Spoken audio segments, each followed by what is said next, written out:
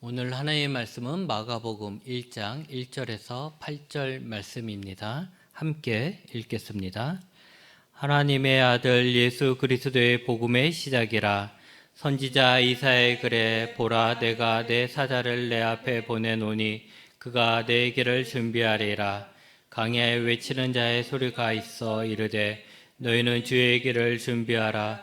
그의 오실 길을 곧게 하라. 기록된 것과 같이 세례 요한이 광야에 이르러 죄사함을 받게 하는 회개의 세례를 전파하니 온 유대 지방과 예루살렘 사람이 다 나아가 자기 죄를 자복하고 요단 강에서 그에게 세례를 받더라. 요한은 낙타털 옷을 입고 허리에 가죽띠를 띠고 메뚜기와 석청을 먹더라. 그가 전파하여 이르되 나보다 능력 많으신 이가 내 뒤에 오시나니 나는 굽혀 그의 신발끈을 풀기도 감당하지 못하겠노라. 나는 너희에게 물로 세례를 베풀거니와 그는 너희에게 성령으로 세례를 베푸시리라. 아멘. 대림절 둘째 주일에 우리는 오실 예수님을 기다리는 것이 무엇인지 대해서 깊이 생각해 보고자 합니다. 여러분은 만나고 싶은 사람, 여러분이 사랑하는 사람을 기다려 본 적이 있습니까? 만나고 싶은 사람, 사랑하는 사람을 기다릴 때는 1시간도 2시간도 넘게 기다리게 됩니다.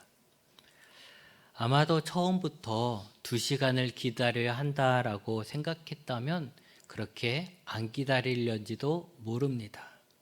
그런데 우리가 예전에 핸드폰도 없던 시절에 연락도 잘 되지 못하고 약속 장소를 미리 전날에 정하면 그 시간에 가서 기다려야 되잖아요. 그렇게 미리 가서 기다릴 때 우리가 그렇게 1~2시간도 넉넉히 기다릴 수 있었던 게 뭡니까? 이제 곧 오겠지. 10분 뒤에는 오겠지. 하는 생각으로 조금 더 기다려보자, 조금 더 기다려보자. 만나고 싶으니까, 보고 싶으니까 이제 곧 오겠지 하는 마음으로 계속해서 기다리다가 보니까 어느덧 2시간도 기다리고 3시간도 기다리게 되는 것입니다. 만나고 싶은 마음, 그리고 이제 곧 올 것이라는 희망이 우리로 하여금 지치지도 않고 그 사람을 기다리게 합니다.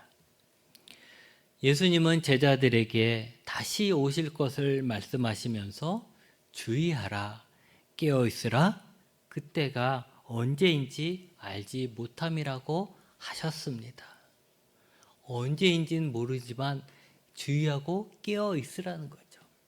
언제 올지 모르지만 이제 곧 오겠지, 이제 곧 오겠지 하면서 기다리라는 것입니다. 여러분, 우리가 예수님을 기다리려면 먼저 다시 오실 예수님을 만나고 싶은 그런 강한 열망이 우리의 가운데 있어야 합니다. 난 예수님을 만나고 싶어. 예수님이 꼭 오시길 바래. 이런 마음이 있어야 한다는 거죠. 여러분에게는 예수님을 만나고 싶은 그런 강한 열망이 있습니까?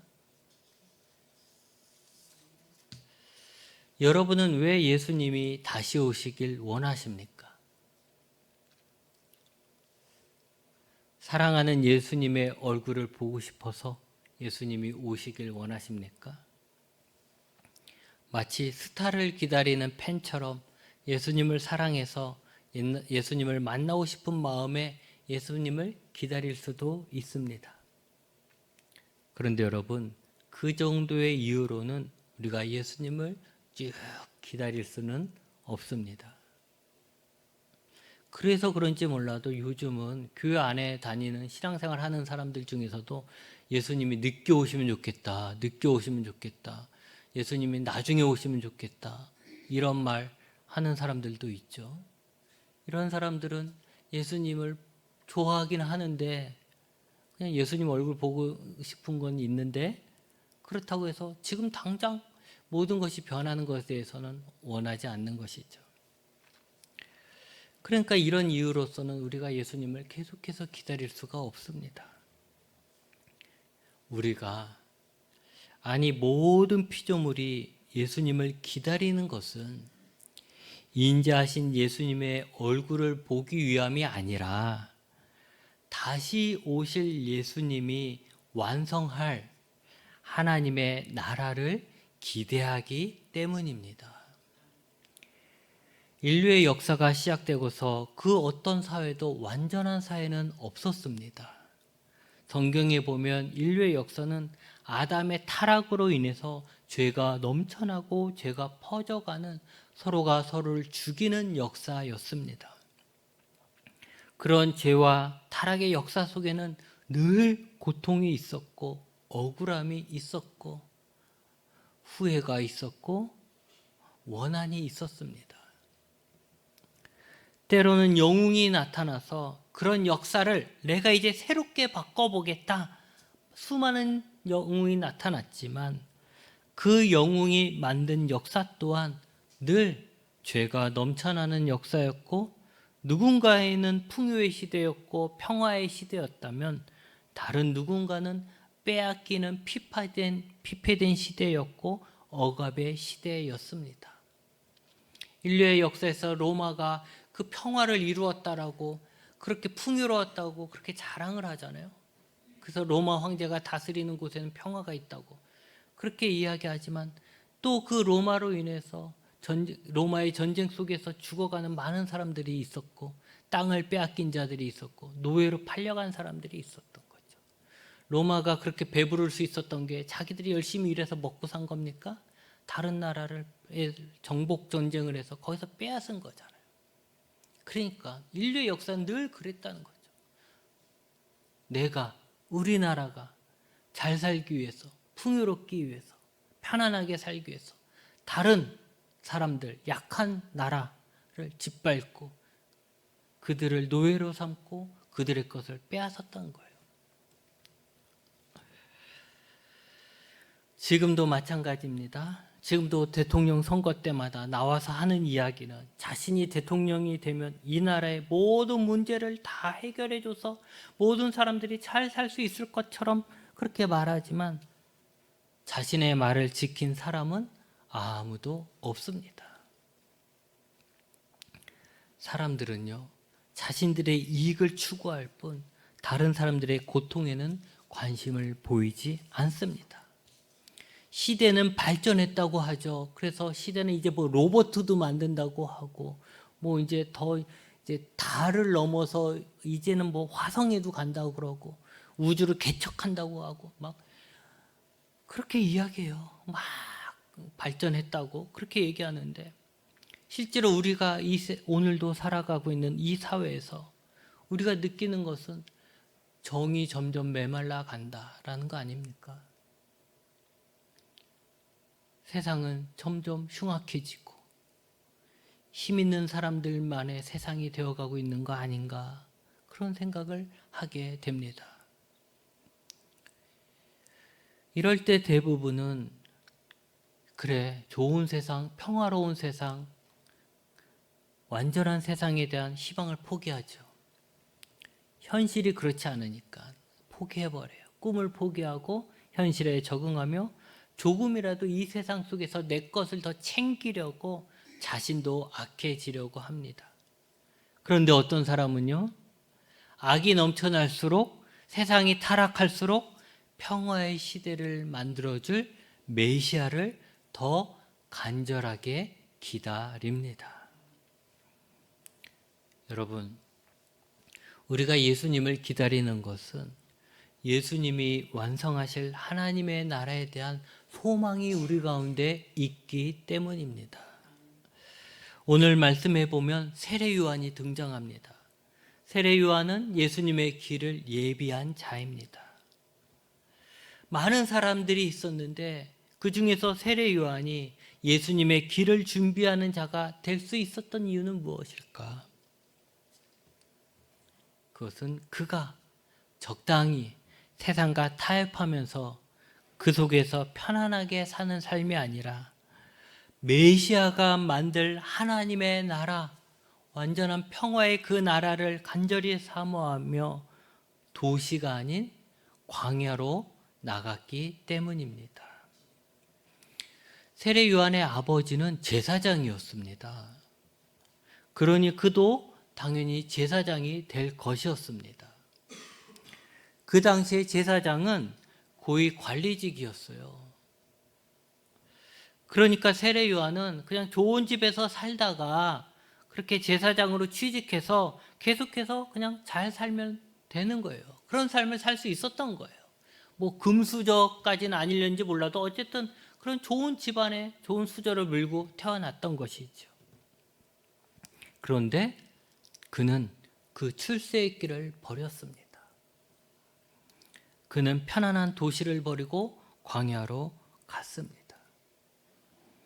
거기에서 그는 세상의 죄를 고발하면서 죄로 물든 세상을 심판하시고 새롭게 하실 메시아가 오시기를 사모하면서 메시아가 오실 길을 준비하는 외치는 소리가 되었습니다.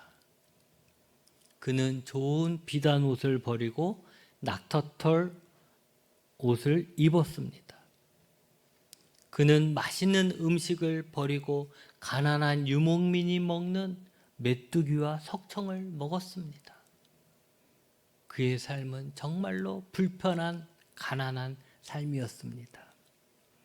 그러나 그의 육신은 불편한 삶을 살았을지언정 그의 영혼은 그 누구보다도 더 깨어 있었고 하나님이 약속하신 메시아가 또 그가 만드실 나라에 대해서 기다리던 자였습니다. 여러분, 우리가 예수님이 오실 것을 깨어서 기다리지 못한다면 그것은 아마도 우리가 너무 살기 힘들어서 너무 배가 고파서 예수님을 못 기다리는 것이 아니라 우리가 너무 잘 먹고 너무 잘 살아서 너무 세상에 만족하고 세상 속에서 즐거움에 빠져 살기 때문에 그런 것은 아닌지 생각해 봐야 합니다. 만약 세례 요한도 세상과 타협하고 세상의 즐거움에 취해서 살았다면, 그래서 그가 세상의 죄에 대해서 눈을 감았다면 그는 메시아를 기다리지 않았을 것입니다. 우리는 광야로 가야 합니다. 광야는 하나님의 말씀이 들리는 곳이고 광야는 하나님의 말씀에 순종하는 훈련을 하는 곳입니다.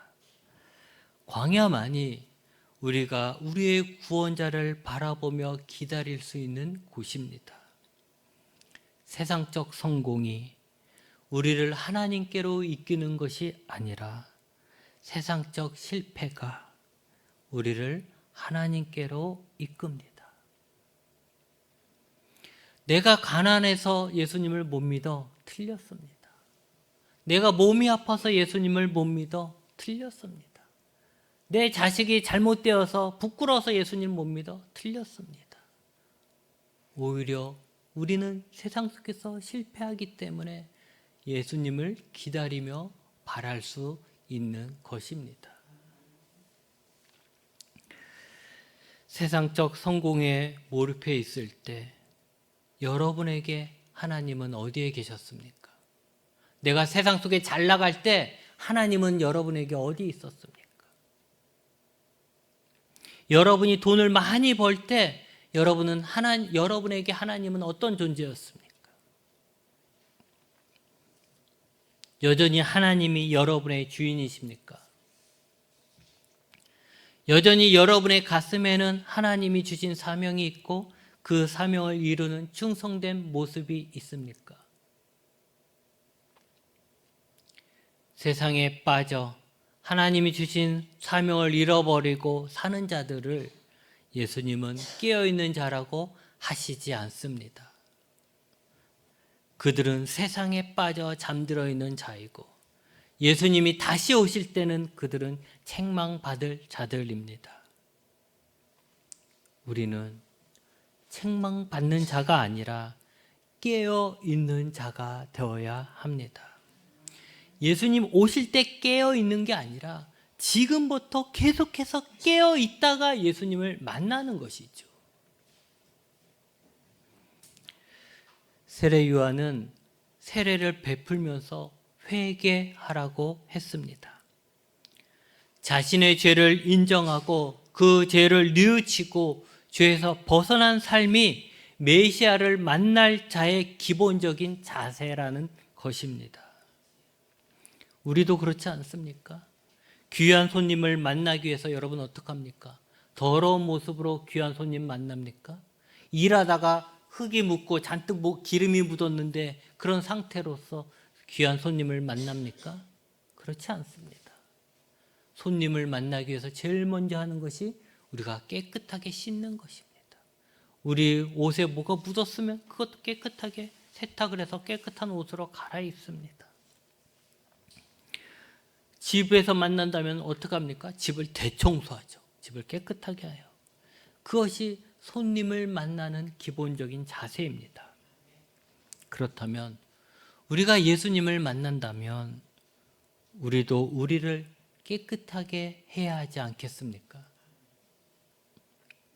언제 예수님이 오실지 모르니까 우리는 늘 우리의 삶을 깨끗하게 해야 합니다. 매일의 삶이 깨끗해야 되고 그러기 위해서 우리는 매일매일 나 자신을 성찰할 수 있어야 합니다. 내가 지금 어디로 가고 있는지, 내가 지금 신앙 고백에 따르는 삶을 살고 있는지, 아니면 나의 신앙 고백과 전혀 다른 삶을 살고 있는지, 우리가 하나님을 기쁘시게 하는 하나님께 드려진 삶을 살고 있는지, 아니면 세상에 빠져서 하나님과 멀어진 삶을 살고 있는 것은 아닌지, 오늘 나는 어떤 삶을 살았는지 늘 자신을 돌아봐야 합니다. 오늘 나의 말이, 나의 행동과 판단이 하나님께서 인정하실 만한 말이고 행동이었는지, 아니면 하나님께서 들으시고 보셨을까 봐 두렵고 창피한 그런 말과 행동은 아니었는지, 우리는 매일매일 돌아보고 회개할 것은 회개하는 삶을 사는 것입니다. 이것이 언제라도 예수님을 만날 준비를 하고 사는 자의 자세입니다. 에스겔서 36장 25절, 26절, 27절 말씀입니다. 함께 읽겠습니다. 맑은 물을 너희에게 뿌려서 너희로 정결하게 하되 곧 너희 모든 더러운 것에서와 모든 우상에서 너희를 정결하게 할 것이며 또 새 영을 너희 속에 두고 새 마음을 너희에게 주되 너희 육신에서 굳은 마음을 제거하고 부드러운 마음을 줄 것이며 또 내 영을 너희 속에 두어 너희로 내 율례를 행하게 하리니 너희가 내 규례를 지켜 행할지라. 아멘. 이 말씀은 하나님께서 에스겔 선지자에게 하신 말씀으로 더러워진 이스라엘을 다시 씻기셔가지고 하나님의 백성이 되게 하시겠다라면서 하신 말씀입니다. 다시 말하면 하나님께서 에스겔에게 하신 이 새롭게 회복시키시는 하나님의 백성의 모습은 지금까지 더러웠던 거, 지금까지 우상 숭배했었던 거 다 제거해 버리고, 또 지금까지 굳어버렸던 마음 다 버리고 이제 부드러운 마음을 갖고 하나님의 영으로 하나님의 말씀을 지키는 자, 그가 하나님이 회복시키는 이스라엘의 모습입니다. 아마도 세례 요한이 이스라엘 사람들에게 물로 세례를 주면서 이 에스겔서의 말씀을 생각했을 것입니다. 이제 이 일이 이루어진다. 이제 우리는 그러니까 메시아를 맞이하기 위해서 우리는 우리의 더러운 것과 우상 숭배에서 굳은 마음에서 다 제거해야 된다. 우리를 깨끗하게 물로 씻고 회개해야 한다라는 것을 생각했을 것입니다. 여러분, 우리는 예수님을 믿음으로 말미암아 더러운 것과 우상 숭배에서 벗어났습니다. 예수님을 알지 못했을 때는 우리는 하나님이 아닌 것을 하나님처럼 생각하고 섬기고 의지하며 살았습니다. 그게 전부인 줄 알고 살았어요. 그게 나에게 행복을 줄 줄 알고 살았어요. 그게 곧 나의 힘이라고 생각했습니다.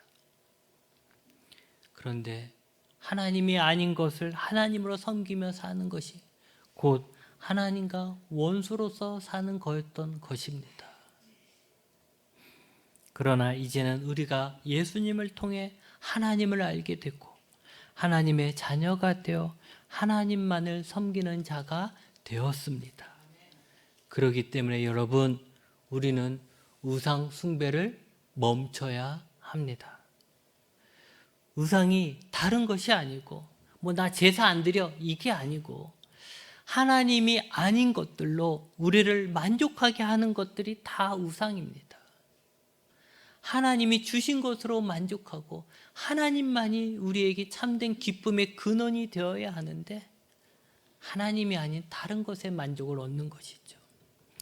우리가 하나님을 기뻐하고 하나님을 의지하고 하나님을 예배하는데 하는 삶을 살아야 하는데 우리가 하나님이 아닌 다른 것을 기뻐하고 다른 것을 하나님보다 더 의지하고 하나님을 예배하는 것을 소홀히 할 만큼 다른 것에 마음에 빼앗기는 거, 이 모든 게 다 우상 숭배입니다. 우리는 우상 숭배를 멈춰야 합니다.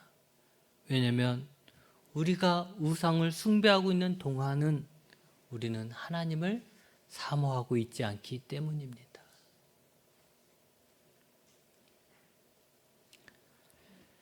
우리가 우상을 숭배하고 있는 동안은 하나님은 더 이상 우리에게 최고로 존귀한 대상이 아닙니다. 우리의 삶이 그런 삶을 사는 것이에요. 우리가 우리 마음에 우상을 품고서 예수님을 만날 수 없습니다. 우리는 신부로서 신랑을 기다리는 자입니다. 신부인 우리 마음에 신랑인 예수님보다 더 사모하는 다른 자가 있다면 어찌 우리가 신랑의 얼굴을 기쁘게 볼 수 있겠습니까? 우리가 회개하여 우리 속에 있는 우상을 버려야 합니다. 또한 우리는 예수님을 믿음으로써 성령님이 우리 안에 오셨습니까? 오셨습니다. 우리 안에 계신 성령님이 우리의 굳은 마음을 부드러운 마음으로 바꿔주십니다. 굳은 마음이란 것은 돌 같은 마음이에요. 돌 같은 마음은 돌이 어떻습니까? 비가 와도 다 튕겨내요. 딱딱하게 굳어 있죠. 그래서 하나님의 말씀을 다 튕겨내는 거예요. 하나님의 말씀을 흡수하는 게 아니라 튕겨내는 거죠. 굳은 마음은 변화되지 않고 성장하지 않습니다. 돌이 크는 거 보셨습니까? 돌이 짜게 져서 작아지면 작아지지 돌이 어떻게 큽니까? 그러니까 굳은 마음은 거기에 멈춰 있는 거예요. 죽어버린 거예요. 성장하지 않으니까 죽은 거죠. 그리고 그 굳은 마음을 갖게 되면 하나님의 말씀이 들리지 않으니까 당연히 하나님께 순종하지 않습니다. 우리의 굳은 마음을 부드러운 마음으로 바꿔야 합니다. 하나님의 말씀을 듣고 배우고 행할 수 있는 겸손한 마음이 되어야 합니다. 말씀을 쳐내는 것이 아니라 말씀을 흡수해야 하는 것이죠. 언제부턴가 우리의 마음이 굳어 있지 않습니까? 예라고 하기보다는 아니오를 더 쉽게 하지 않습니까? 해야 할 이유보다 하지 못할 이유가 더 먼저 생각나지 않습니까? 왠지 말씀을 따르기보다는 말씀을 받아치고 튕겨내는 말이 앞서지 않습니까? 그렇다면 우리의 마음이 굳어버린 것입니다. 예수님을 만나서 성령님이 우리에게 오셨을 땐 우리의 굳은 마음이 부드러운 마음이었는데, 우리가 하나님의 말씀을 흡수하고 그래서 우리의 믿음이 자랐는데, 언제부턴가 또 다시 우리의 마음이 돌처럼 굳어져서 하나님의 말씀을 다 튕겨내고 듣지도 않고 잘하지도 않고 멈춰버려 있다는 것입니다.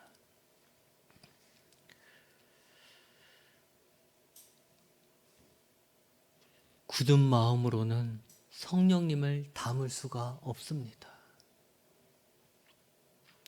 성령님이 우리 안에 안 계시는 게 아니고 우리의 굳은 마음이 성령님이 일하시지 못하도록 가둔 것입니다. 여러분, 우리의 마음이 굳어 있음에 대해서 회개하고 성령님이 우리의 굳은 마음을 부드러운 마음으로 바꿔주시기를 기도해야 합니다. 그래야 우리의 신앙생활이 회복됩니다. 이제 말씀을 정리합니다. 여러분, 아직 좋은 세상은 오지 않았습니다. 죄악으로 넘쳐나는 세상은 결코 상상도 하지 못할 평화의 세상이 만들어질 것입니다. 우리가 죽어서 가는 천국과 같은 세상이 죽어서만 가는 게 아니라 예수님이 이 땅에 오셨을 때 이 땅에서 만들어지는 것입니다. 그 평화의 세상을 만들기 위해 평화의 왕이신 예수님이 오셨고 또 다시 오실 것입니다. 우리는 그 평화의 왕이 만드실 완전한 하나님 나라에 이미 속한 자로서 그 나라가 이루어지길 사모하며 기다리기를 포기해서는 안 됩니다. 기다리는 사람은 아무것도 안 하는 사람이 아닙니다.